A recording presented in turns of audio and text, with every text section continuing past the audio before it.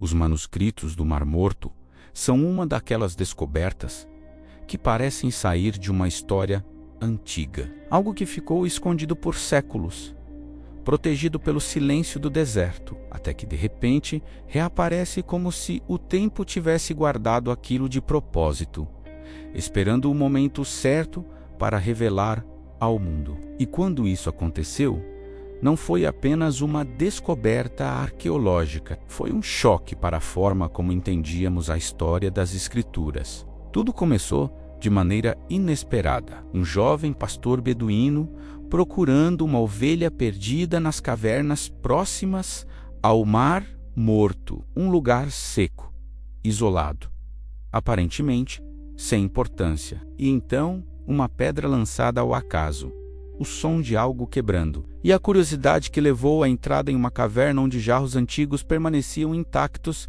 há quase 2000 anos. Dentro desses jarros estavam rolos de couro e papiro, fragmentos frágeis, escurecidos pelo tempo, mas ainda legíveis. Textos antigos preservados por condições naturais únicas, longe da umidade, longe da luz, como se o próprio ambiente tivesse conspirado para proteger aquelas palavras. Quando estudiosos começaram a analisar o conteúdo, perceberam que não se tratava apenas de escritos religiosos comuns. Ali estavam cópias muito antigas de livros do Antigo Testamento, anteriores às versões que possuíamos até então. E isso mudou completamente a percepção sobre a preservação do texto bíblico ao longo dos séculos. Entre os manuscritos, também havia comentários, regras comunitárias, hinos,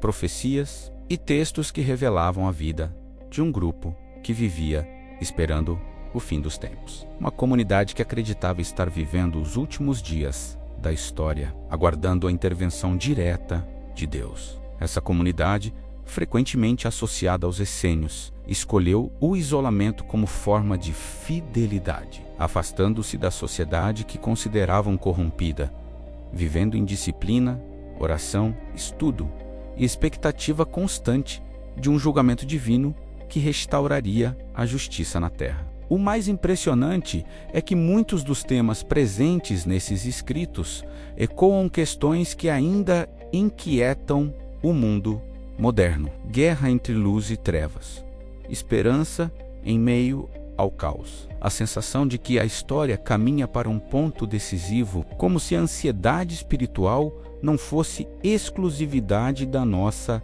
geração. A descoberta também revelou algo poderoso. A Bíblia não foi transmitida apenas por tradição oral ou por cópias recentes. Existiam registros muito antigos que confirmavam a estabilidade de muitos textos ao longo de séculos, demonstrando um cuidado extraordinário na preservação das Escrituras. Claro, também surgiram variações, diferenças pequenas, detalhes que mostram o processo humano envolvido na transmissão dos textos, mas longe de destruir a confiança. Isso trouxe uma compreensão mais profunda de como a palavra atravessou a história sem perder sua essência.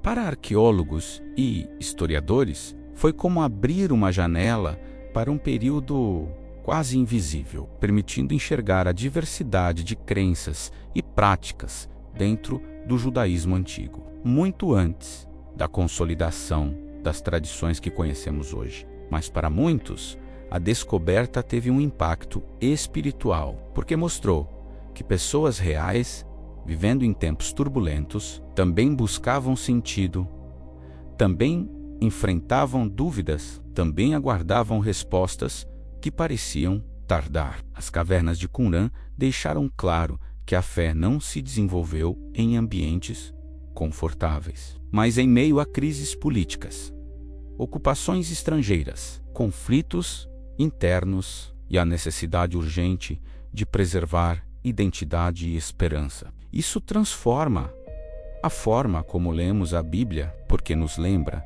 que ela não surgiu no vazio. Foi escrita e preservada por pessoas que enfrentavam o peso da história. tentando compreender o que Deus estava fazendo em meio ao caos. E talvez seja isso que torna os manuscritos do Mar Morto tão fascinantes. Eles não apenas confirmam textos antigos, eles revelam a humanidade por trás desses textos. A luta para manter a fé viva, quando tudo ao redor parecia desmoronar. Ao olhar para esses rolos antigos, você percebe que cada palavra carregava risco, esperança, resistência, como se escrever fosse um ato de sobrevivência espiritual, uma forma de dizer ao futuro que a chama não havia se apagado. E o mais intrigante é que muitos desses escritos falam de um tempo de escuridão, seguido por renovação. De um momento em que tudo parece perdido, antes de uma intervenção divina inesperada. Uma narrativa que atravessa séculos e continua ressoando hoje. Talvez por isso a descoberta não seja apenas histórica, mas simbólica, porque mostra que até mesmo aquilo que foi enterrado pelo tempo pode voltar à luz. Lembrando que a verdade não depende de visibilidade imediata para permanecer viva. Quando você entende isso, percebe que os manuscritos do Mar Morto não são apenas relíquias antigas. São testemunhas silenciosas de uma esperança que sobreviveu ao esquecimento, atravessando gerações até chegar aos nossos dias. E se essa jornada pelas tradições e evidências que cercam as Escrituras está abrindo novas perspectivas diante dos seus olhos.